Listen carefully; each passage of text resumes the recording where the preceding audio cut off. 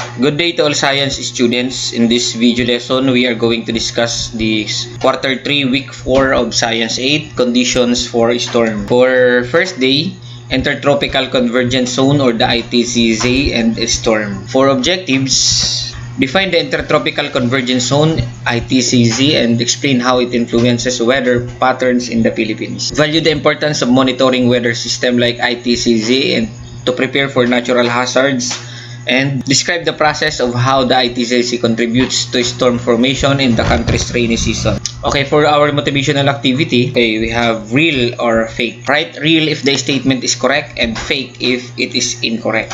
The ITCZ is a region near the poles where trade winds meet. Okay, that is fake.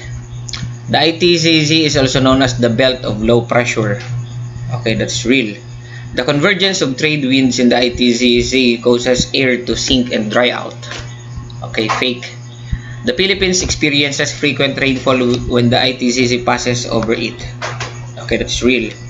Warm, moist air rises when trade winds meet in the ITCZ. Okay, that's real. Okay, number 6. The ITCZ never moves throughout the year. Okay, fake. Pag-asa monitors storm that enter the Philippine Area of Responsibility or the PAR. Okay, that is real. The ITCZ can help form low pressure areas or the LPAs. Okay, real. The intertropical convergence zone mainly brings dry and cold weather to tropical countries. Okay, that's fake. Continuous condensation in the ITCZ can lead to thunderstorm. Okay, that's real. For discussion, imagine waking up to a bright sunny morning. The sky is clear and everything feels calm. But as the afternoon comes, dark clouds begin to gather. The wind cools and before you know it, rain starts pouring heavily. This happens almost every day in July, especially in places like Davao and Mindanao. Have you ever wondered, bakit kayo lagi nakakaranas ng ganitong panahon na ang Davao at Mindanao? It's because of a special weather phenomenon called the Intertropical Convergence Zone or the ITCZ. This is where warm air from the northern and southern hemisphere meets near the equator. When these winds collide, they push warm, moist air upward. As the air rises, it cools and forms clouds, leading to rainy showers or thunderstorm. When you check the Pag-asa weather map, you might see a line stretching across the Philippines on the labeled ITCZ. That line means the country is under its influence, bringing humid air, dark clouds, and daily rain. Kagaya ng Pilipinas, malapit po tayo dyan sa equator. So, lagi tayo nakakaranas niyang ITCZ na yan, or the Intertropical Convergence Zone. So, kung pansinin niyo po dito, itong ito naka-illustrate na ito na kulay pula, malapit sa equator, yan yung tinatawag natin na Intertropical Convergence Zone. So, kumbaga nagtagpo dyan yung from the northern hemisphere and southern hemisphere na. So the Intertropical Convergence Zone is an area near the equator where the trade winds from the northern and southern hemisphere meet. So kaya doon nagtagpo yung from northern and southern. Yung tinatawag na Intertropical Convergence Zone. When these winds converge, they push warm, moist air upward into the atmosphere. So as this air rises, it cools, condenses, and forms thick clouds that often bring rain, thunderstorms, and humid weather. The ITCZ is sometimes called the belt of low pressure because it is an area where air tends to rise rather than sink. This rising air leads to frequent cloud formation and rainfall, especially in tropical countries like the Philippines. Sinabi natin tropical countries, ito yung malalapit nga po sa equator. So why is the ITCZ important? Number 1, the Intertropical Convergence Zone is one of the main causes of the rainy season in the Philippines. So mahalaga rin sa atin ang rain, specifically in farming. So it moves north and south throughout the year following the sun's position. So when the ITCZ passes over the Philippines, it often results in continuous rain and thunderstorms, especially from June to November.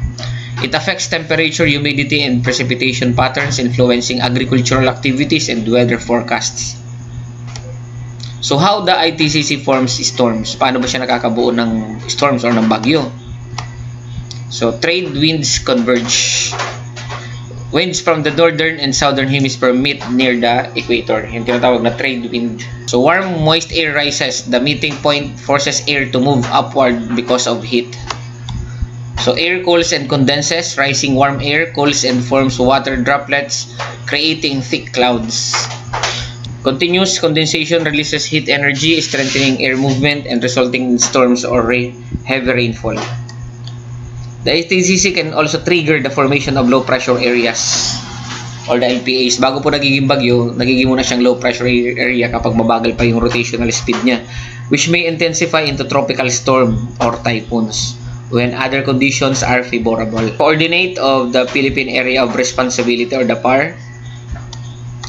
So the Philippine Area of Responsibility, PAR, is a specific region where Pag-asa Philippine Atmospheric, Geophysical and Astronomical Services Administration monitors and issues weather updates such as storm warnings and advisories. So para mas malinaw, pag sabing Philippine Area of Responsibility, ito yung aerial territory ng ating sakop ng aerial territory ng ating bansa. Ito tawag na Philippine Area of Responsibility, yung sakop ng ating bansa. So minomonitor diyan ang Pag-asa yung weather updates, storm warnings and advisories, yung mga possible na lagay ng panahon. When a tropical cyclone enters this area, Pag-asa gives it a local name and provides updates to the public. The Philippine Area of Responsibility helps meteorologists determine when a tropical disturbance like a typhoon will affect the Philippines directly. Any storm entering this boundary is closely tracked and monitored for safety alerts. So for assessment, let us answer these questions. Number 1, what does ITCC stands for? Okay, that is Intertropical Convergence Zone. Okay, letter B. What type of air movement happens in the Intertropical Convergence Zone? Okay, that is air rises due to warmth and moisture. What usually forms when warm, moist air rises into the ITCC? Okay, thick clouds and rain. The Intertropical Convergence Zone is responsible for which season in the Philippines? Okay, that is rainy season. Number 5, what organization monitors storms in the Philippine Area of Responsibility? Okay, that is Pag-asa or the Philippine Astronomic, Geophysical and Space Administration. Which of the following is not caused by ITCC? Okay, that is heat waves. What happens when the ITCC moves north or south? It changes the location of the rainy season. Ang pinakasagot ko dyan is, it changes the location of the rainy season. The Intertropical Convergence Zone is found near which part of the Earth? Okay, that is near the equator. Which condition strengthens storm formation within the ITCC? Okay, that is the warm, moist air. What does the belt of low pressure refer to? Okay, the answer is a region where air rises and clouds form. Okay, matching type, sagutan po natin ito. Number 1, ITCC is area where winds from both hemispheres meet. Yung northern and southern hemisphere. Okay, the trade winds that meet near the equator. And then Pag-asa, it monitors storms in the Philippines. Low pressure area may develop into storms or typhoon. And condensation forms clouds and rain as air rises.